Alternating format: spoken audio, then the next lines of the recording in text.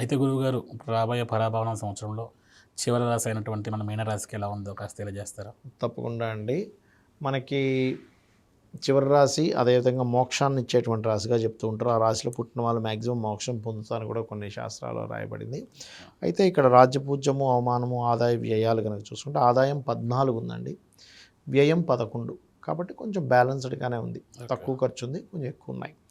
ఇక రాజ్యపూజ్య అవమానాలు కూడా వీళ్ళకి 7, 2 బాగున్నాయి.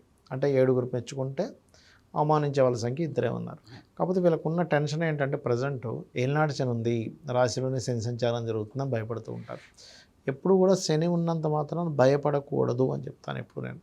అయితే మిగతా గ్రహాల యొక్క స్థితిని బట్టి వీళ్ళకి ఎలా ఉండబోతుంది ఏంటనే విషయాలు చెప్తుంది నేనైనప్పటికీ చెప్పిస్తుంది ఈ సాక్షాత్ లలిత అమ్మవారిగా భావిస్తూ ఆ లలితాంబిక అమ్మవారి యొక్క అనుగ్రహం పరిపూర్ణంగా కలగాలని మనస్ఫూర్తి కోరుకుంటూ ప్రధానంగా ఇక్కడ ఏంటంటే ఈ శని రాశిలో ఉన్నప్పుడు ఎప్పుడు కూడా కొన్ని జాగ్రత్తలు కనుక తీసుకుంటే లైఫ్ అద్భుతంగా వెళ్తుందండి.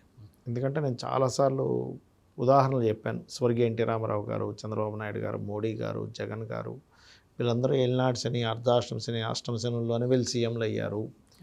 170, 180 మంది దేశాల్లో తీసుకుని అందులో 90% ఆఫ్ దేశస్తులకి ఏలినాటి శనుల్లో అవ్వడం, కాల్సర్ప యోగం ఉండి కూడా ప్రెసిడెంట్లు అవ్వడం చూశాను నేను. 80%, 80 to 90%. అంటే దీన్ని బట్టి మనం అర్థం చేసుకోవాల్సింది ఏంటి, కేవలం ఏదో కాల్సర్ప దోషమనో ఏలినాటి శననో కాదు, ఇంకా మనకు నడుస్తున్న మహాదశలో మనం చేసే ప్రయత్నం కూడా సక్సెస్ని తీసుకొస్తాయి.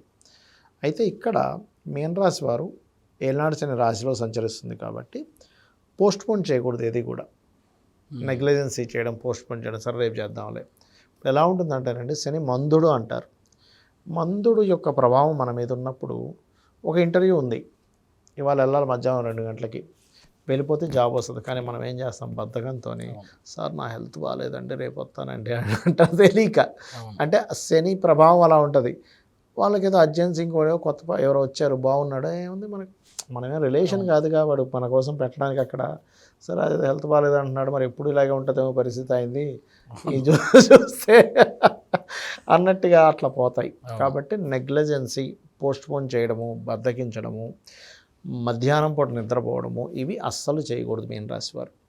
ఇక ఫైనాన్షియల్గా అయితే ఈ సంవత్సరం మనకి ఎట్లాగో ఆదాయ వ్యయాలు కూడా పెరిగింది కాబట్టి జూన్ నుంచి ఇంకా ఇంప్రూవ్మెంట్స్ ఉంటాయి, కొత్త వాళ్ళ పరిచయాలు ఏర్పడతాయి. కాకపోతే జూన్ లోపలే వీళ్ళు కొన్ని ప్రాపర్టీస్ తీసుకునేటప్పుడు కొంచెం వీళ్ళ ఉన్న బడ్జెట్ కంటే కొంచెం ఎక్కువ బడ్జెట్ తీసుకుని కొంత ఎక్కువ స్ట్రెస్ అవుతుంటారు. అంటే ఎలా అంటే ఇప్పుడు ₹1 కోటి అపార్ట్మెంట్ తీసుకుంటున్నాం అనుకోండి, అబ్బా కోటే ఉంది, మనం విల్లా తీసుకుందాం 4 కోట్లు పెట్టి, లేకపోతే 5 కోట్లు పెట్టి, 10 కోట్లు పెట్టి అటు వెళ్ళిపోతూ ఉంటుంది. ఒక బైక్, ఒక ₹1,00,000 బైక్ తీసుకోవాల్సింది లేదు, మనం హార్డ్లీ డేవిడ్సన్ తీసుకుందాం 10 లక్షలది, లేకపోతే ఒక కార్ తీసుకుందాం 20 లక్షలది అంటే లేదు మనం రేంజ్ రోవర్ తీసుకోవాల్సిందే ₹1 కోటి పెట్టి అన్నట్టుగా వెళ్ళిపోతూ ఉంటుంది మైండ్. అంటే ఎక్స్పాన్షన్ వైపు వెళ్ళిపోతూ ఉంటుంది, పెద్దది తీసుకోవాలని వెళ్ళిపోతూ ఉంటుంది. అది కొంచెం వీళ్ళు కంట్రోల్ చేసుకోవాలి. ఎందుకంటే స్ట్రెస్ అవ్వాలి కదా మనిషి. ఎప్పుడు స్ట్రెస్ అవుతాడంటే అతని ఉన్న మనీ కంటే ఎక్కువగా అక్కడ ప్రెజర్ ఉన్నప్పుడే కదా. ఇప్పుడు ఆశ తప్పని నేను చెప్పట్లే, కానీ ఓవర్గా చేసేసుకొని తర్వాత మళ్ళీ ప్రశాంతత లేకుండా నువ్వు కారు కొనుక్కుంటావు, కానీ కారులో నువ్వు ప్రశాంతంగా ఎక్కడ ఉంటావు, రేంజ్ రోవర్లో తిరుగుతున్నా కూడా.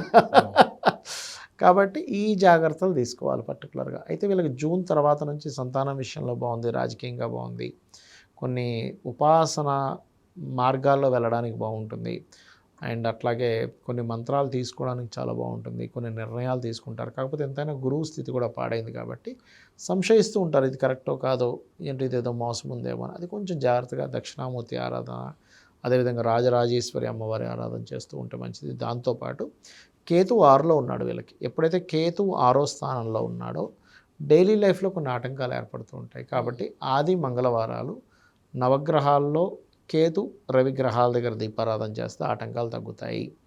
వివాహం విషయంలో ఫస్ట్ 3 months కొంచెం ఎక్కువ అనుకూలత ఉంటుంది వివాహం విషయంలో, లేదంటే నవంబర్ నుంచి మళ్ళీ ఒక 4 నెలల పాటు అనుకూలత ఉంటుంది. ఇక ఉద్యోగ సంబంధించినటువంటి విషయాల్లో ఏదైతే ఇంప్రూవ్మెంట్స్ అవ్వాలనుకుంటుంటారో ఉద్యోగంలో, దానికి సంబంధించిన కొత్త కోర్సెస్ చేయడము, ఈ జాతకులు మరియు వీళ్ళ జీవిత భాగస్వాములు కొత్త కోర్సెస్ చేయడం, వాళ్ళు కొత్త జాబులు సంపాదించుకోవడం, ఇటువంటివి ఎక్కువగా ఉన్నాయి. అయితే వీళ్ళకి రెగ్యులర్గా జరిగే ఆటంకాలు తగ్గాలంటే ఒకటి గణపతి ఆరాధన, రెండవది ఓం కామేశ్వర ముఖాలోక కల్పిత శ్రీ గణేశ్వరాయ నమః మంత్రం చేసుకుంటే అన్ని విధాలు బాగుంటుంది.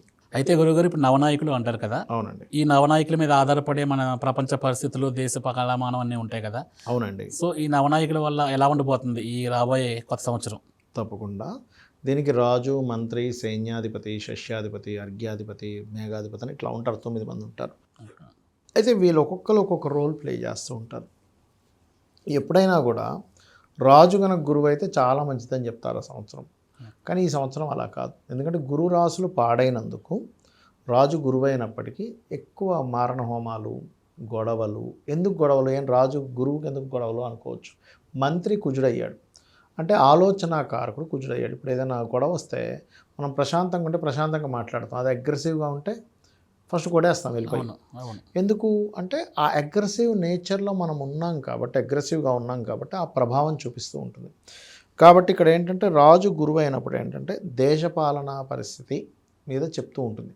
అయితే ఈసారి గురువు యొక్క స్వరూపం మారిపోయింది కాబట్టి చిన్న చిన్న విషయాలకే మిస్కమ్యూనికేషన్స్, గొడవలు, ఈ ముఖ్యంగా యుద్ధాలు ఇంకా పెరిగి తద్వారా యుద్ధ విమానాలు ఎక్కువగా డిస్ట్రాయ్ అవ్వడం, కొన్ని వాయు సంబంధించిన ఇబ్బందులు రావడం, సడన్గా క్రాష్ అవ్వడం, షేర్ మార్కెట్ క్రాష్ అవ్వడము, లేకపోతే ఇంటర్నెట్ క్రాష్ అవ్వడము, శాటిలైట్స్ కొన్ని సడన్గా పనిచేయకపోవడము, సిగ్నల్స్ కట్ అవ్వడం ఇట్లాంటివి జరుగుతూ ఉంటాయి.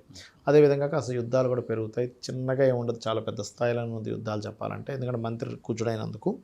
అలాగే సేనాధిపతి చంద్రుడయ్యాడు. సేనాధిపతి చంద్రుడైనప్పుడు ఏమవుతుందంటే ఒక్కోసారి ఒక మనిషి కొట్లాడితే మనం అది పర్ఫెక్ట్ రీజన్ ఉందనుకోండి. ఇప్పుడు చిన్న ఎగ్జాంపుల్, బాహుబలి సినిమాలో వాడు ఫైట్ చేస్తుంటాడు. అది మనకి తల్లి కోసం పోట్లాడుతున్నాడు కరెక్ట్ అనిపిస్తుంది. కొన్ని సినిమాల్లో కామెడీగా కొట్టుకుంటూ ఉంటాడు. ఏంట్రా ఇక్కడ ఎందుకు ఫైట్ పెట్టాడు, ఇప్పుడు అవసరమా ఎలివేషన్ అనిపిస్తుంది. అట్లా ఏంటంటే చంద్రుడు సేనాధిపతి అవుతున్నప్పుడు ఏమవుతుందంటే అసలు అవసరమా, వీళ్ళు ఎందుకు గొడవలు పెట్టేసుకుంటున్నాయి దేశాలు చిన్నపిల్లల్లాగా ఉన్నారేంటి వీళ్ళు, వాడేదో అనగానే వీడు వెళ్ళిపోయి యుద్ధం వేసేస్తున్నాడు, వీడు రైఫిల్ వేసేస్తున్నాడు, అలాగ అనిపిస్తూ ఉంటుంది మనకి సేనాధిపతి చంద్రుడైనందుకు. అండ్ అలాగే సస్యాధిపతి అంటారు. అంటే క్రాప్స్, పంట సంబంధించిన బాగు ఉంటాయి, కొన్ని పంటలు విపరీతంగా డిస్టర్బ్ కూడా అవుతాయండి. క్రాప్స్ కారకుడు గురువు అయ్యాడు కాబట్టి ఈ సంవత్సరం, అంటే గురువుకి శుక్రుడికి ఇద్దరికి వచ్చింది కాబట్టి ఆ రకంగా ఉంటుంది. అదేవిధంగా ధాన్యాధిపతి కూడా బుధుడయ్యాడు.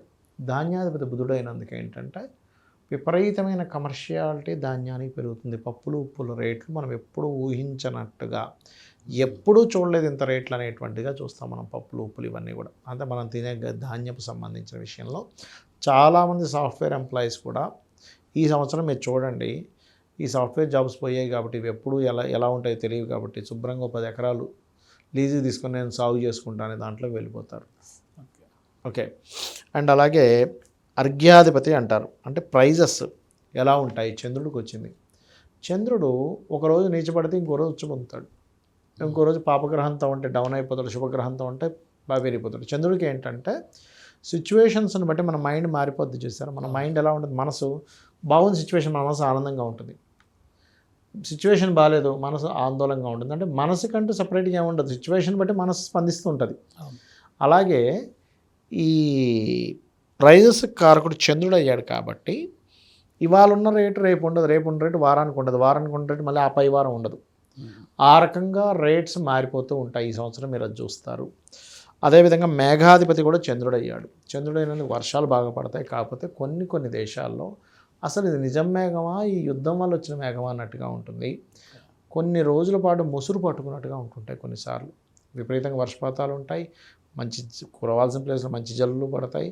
కాకపోతే కొన్నిసార్లు మాత్రం 10-15 రోజులు అలాగ వర్షం ఉంటుంది, చూసిన మేఘం పట్టేసి అలా కూడా ఉంటుంటుంది. ఇక అదేవిధంగా చూసుకున్నట్లయితే రసాధిపతి అంటారు. సో రసాధిపతి అంటే పాలు, నెయ్యి మరియు అదేవిధంగా లోహాలు ఇవన్నిటికి కూడా శని వచ్చింది ఆధిపత్యం. శని రావడం వల్ల, అదేవిధంగా నీరసాధిపతికి ఏమో గురువుకి రావడం వల్ల ఒకసారి ఈ లోహాలు ఇవన్నీ విపరీతమైన రేటు ఉంటే ఒక్కోసారి బాగా తగ్గిపోవడం, అసలు ఏంటి ఎప్పుడేం జరుగుతుందో అర్థం కాని పరిస్థితుల్లో ఉండడం లోహాల్లో, ఇట్లాంటివన్నీ కూడా జరుగుతాయి.